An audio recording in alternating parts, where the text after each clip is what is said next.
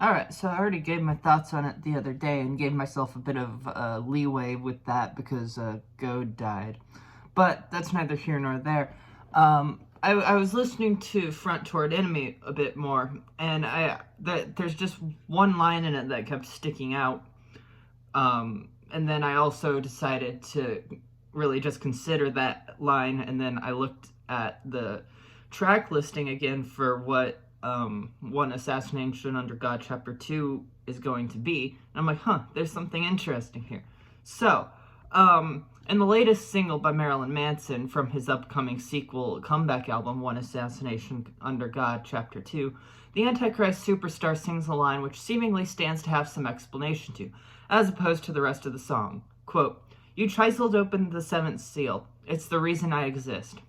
Hypothetically, on some level, this could be a harken back to Hollywood, as in biblical literature, the Lamb of God, or Jesus Christ, is the one who is worthy of opening up seven seals detailed in the book of Revelation. These seals, in order, being the onset of the Armageddon end times prophecy, where supposedly the four horsemen of the apocalypse are unleashed onto the world, each with their respective horse ushering in the destruction of the earth. Obviously, as with anything presented in the Bible, there's a range of interpretation surrounding the specific text at hand. Some view Revelation and these events as having yet to occur, while others see this prophecy as an ongoing process symbolically correspondent to eras of historical conflict and human struggle over the centuries.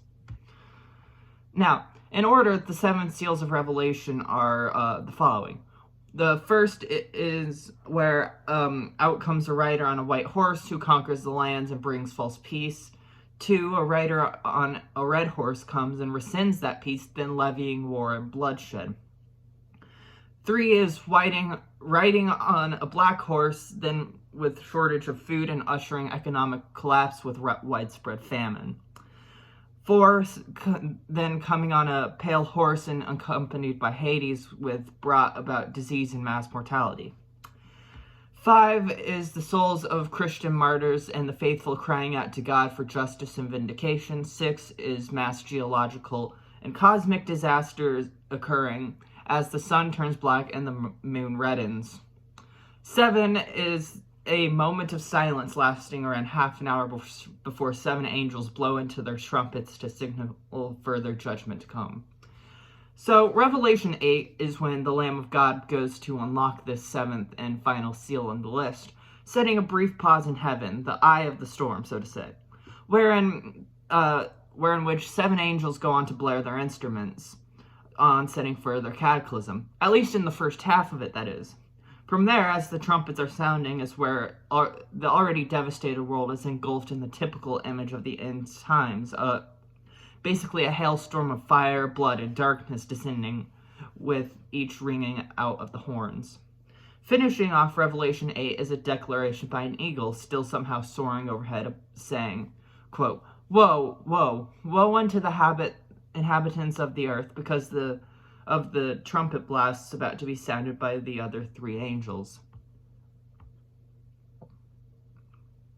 And so, considering the titles of the preceding yet-to-be-released tracks listed on the album, All the Vilest Things, The Arsonist, None of the Sons, and Lucifer's Teardrop, with possible exception to the first single this cycle, Exit Wound, and ending Enantiomorph, it seems like an interesting musical parallel, and not out of the ordinary for Marilyn Manson to do.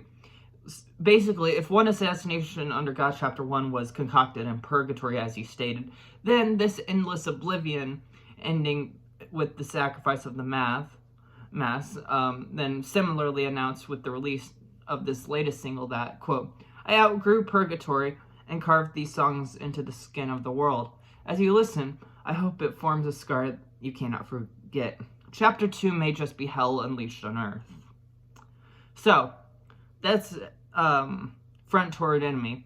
Now, this is the next bits are speculation on songs that have yet to be released at all, if they will be as singles. So, Lucifer's Teardrop.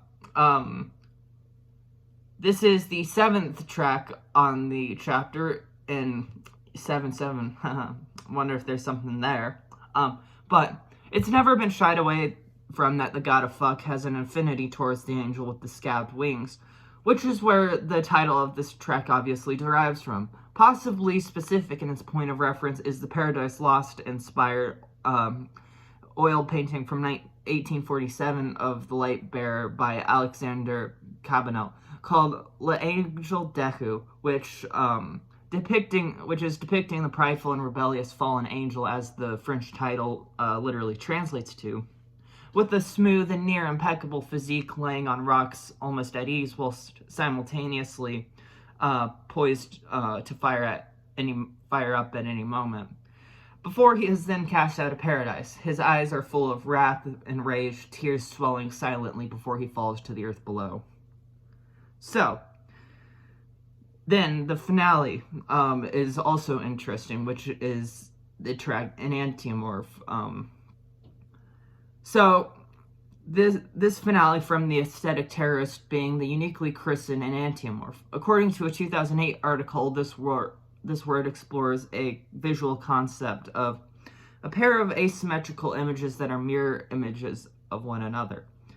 Merriam-Webster further defines it as either a pair of chemical compounds whose molecular structures have a non-superimposable mirror image relationship to one another. Pointed out by a listener awaiting the release on a Marilyn Manson fan server on the Discord platform, this idea is intertwined with the idea of chirality, or, like Merriam-Webster's usage of the term, an object and its mirror image that are not identical to one another. This rings a bell to the cover art for the As Sick as the Secrets Within single, which was the first released song of this whole 2-album cycle, showing Manson holding a shard of a mirror that is characterized by the reflection of his face in his hand. And so, yeah.